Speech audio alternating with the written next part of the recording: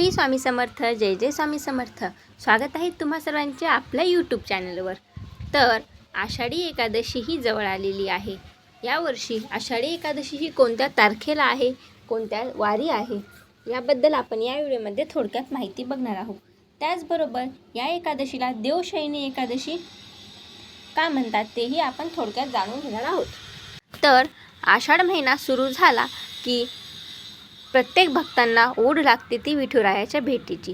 बऱ्याचशा गावागावातून, त्यानंतर ज्ञानेश्वर महाराजांची, तुकाराम महाराजांची, एकनाथ महाराजांची, शेगावच्या गजानन महाराजांची, त्यानंतर असे छोटे छोटे जे काही संत मंडळी होऊन गेलेत त्यांच्या दिंड्या, त्यांची जी वारी असते, म्हणजेच जे काही विठ्ठल भक्त आहेत, विष्णू भक्त आहेत, जे पायी वारी करून आषाढी एकादशीच्या दिवशी पांडुरंगाच्या भेटीसाठी पंढरपूर येथे पोहोचत असतात. आषाढी एकादशीच्या दिवशी आषाढी एकादशी ही सर्वच वारकरी संप्रदायासाठी खूपच खास आणि खूप महत्त्वाची एकादशी मानली जाते.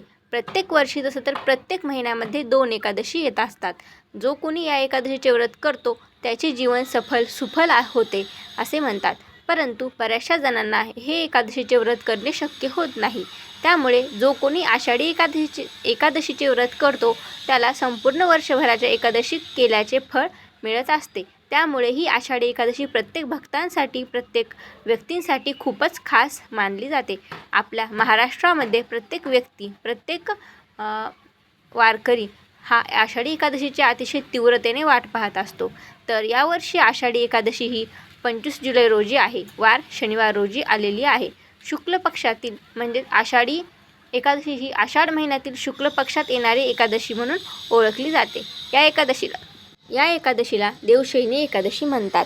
या दिवसापासून चातुर्मासाला प्रारंभ होतो. तर असे म्हणतात की आषाढी एकादशीच्या दिवशी म्हणजेच देवशयनी एकादशी किंवा मग शयनी एकादशी या दिवशी भगवान विष्णू हे क्षीरसागरामध्ये योगनिद्रेमध्ये जातात. म्हणजे या दिवशी भगवान विष्णू आहेत ते क्षीरसागरामध्ये जाऊन निद्रस्त होतात आणि कार्तिक महिन्यातील एकादशीला त्यांची निद्रा ही मुक्त होतात. म्हणजे निद्रेतून ते उठतात, जागे होतात. त्या एकादशीला देव उठणी एकादशी म्हणतात आणि या एकादशीला देवशयनी एकादशी म्हणतात. असे म्हणतात की या एकादशीपासून चातुर्मासाला प्रारंभ होतो. या चातुर्मासामध्ये विविध प्रकारचे जे काही ग्रंथ वाचन आहेत, भगवद्गीतेचे वाचन आहे, पारायणे आहेत, सकाळी लवकर उठून काकडा आरती करणे होय, किंवा मग बरेचसे असे जे काही ग्रंथ पठण करणे, किंवा बरेचसे विष्णू भक्त हे विविध प्रकारचे भगवत स्मरण करतात, नामस्मरण करतात, मंत्रजप करतात. या कालावधीमध्ये जितके होईल तितके पुण्य प्राप्त करून आपण घेऊ शकतो. म्हणजेच या काळामध्ये कोणत्याही प्रकारचे शुभ कार्य होत नाही. म्हणजेच लग्न, त्यानंतर गृहप्रवेश अशा प्रकारचे कार्य या चातुर्मासामध्ये केले जात नाहीत. फक्त या काळामध्ये केली जाते ती देवाची भक्ती. त्यामुळे हा चातुर्मास खूपच विशेष आणि महत्त्वाचा ठरतो. आपल्याला जर पुण्य प्राप्त करून घ्यायचे असेल तर या चातुर्मासामध्ये केलेली छोटीशी सेवा, छोटेसे ग्रंथ वाचन, छोटेसे भगवद्गीत पठण किंवा मग स्तोत्र वाचन खूप महत्त्वाचे ठरते. त्यामुळे आपल्या आयुष्यामध्ये असलेले नकारात्मक गोष्टी नष्ट होतात, सकारात्मक गोष्टी घडायला सुरुवात होते आणि आपल्या आयुष्यामध्ये असलेले जे काही अडचणी आहेत त्या देखील दूर होण्यास मदत मिळते व आपले पाप देखील हळूहळू नष्ट होऊन पुण्याचा संचय वाढत जातो. त्यामुळे या चातुर्मासामध्ये केलेली छोटीशी सेवा खूप मोठे फळ देऊन जाणारी असते.